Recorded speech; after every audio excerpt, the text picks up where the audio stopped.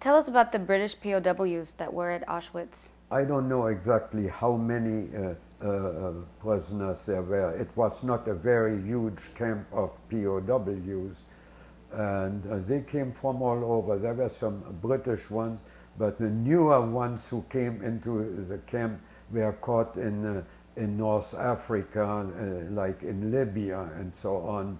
When Rommel took his tanks all the way to Egypt, he did pick up quite a few there, Tobruk, Benghazi, and so on.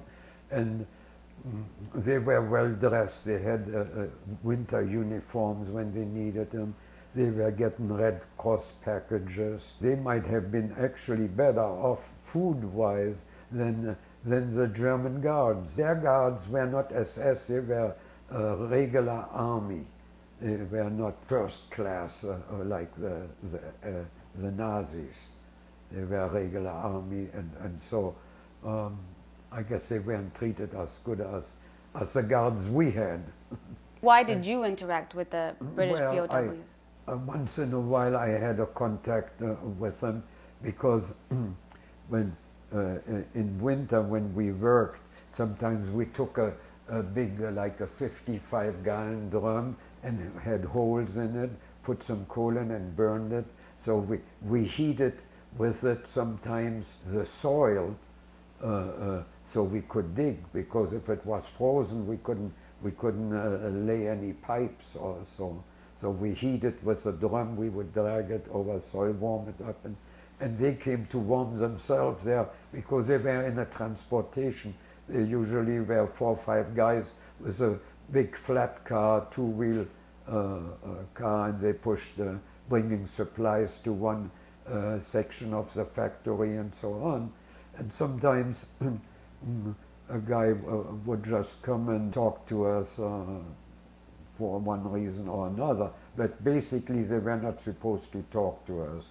But if there was a guard with them once in a while, then after they knew that I knew some English in that sector and could speak German, they would say, hey, you want a fag? Tell him something to the guard in German, because they couldn't communicate. So I got a cigarette once in a while that way. And sometimes they just talk to me because nothing better to do for a few minutes. Human interaction. Interaction, yeah. If they knew no guard was around, then they melted down a little bit. But otherwise they weren't supposed to talk to us. Anyhow, when the landing was in Normandy, they say, oh, the war is going to be over pretty soon, and so on. Then I said to them, you hear any more? Well, they say, I think they're fucking stalled, something. And I understand foggy. So I said, well, in Normandy there is a lot of fog. Oh, that's fucking stalled. Anyhow, they would say, take it easy. But the way those, I always understood, take it dizzy. I say, why should I be dizzy?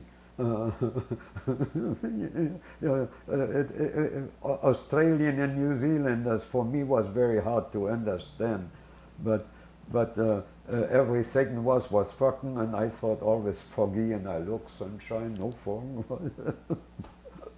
I thought the war would be over, but after all, it lasted another year.